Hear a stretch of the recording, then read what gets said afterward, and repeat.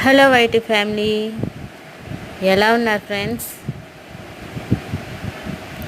Ramzan special haleem మీకు ఇష్టమేనా? మీరు తింటారా?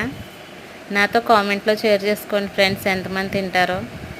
ఈ రంజాన్ వచ్చిందంటే మొత్తం నెలంతా మనకి మంచి బెస్ట్ హలీం దొరుకుతుంది కదా. నేను చాలా చోట్ల అయితే టేస్ట్ చేశాను ఫ్రెండ్స్, కానీ ఫస్ట్ టైం మన నాగమల్లి తోట జంక్షన్ ఉంది కదా, అక్కడ లేపాక్షి షోరూమ్ ఉంటుంది, దాని పక్కన పెడతారు కదా, అక్కడైతే ఫస్ట్ టైం అయితే టేస్ట్ చేస్తున్నాను అనమాట.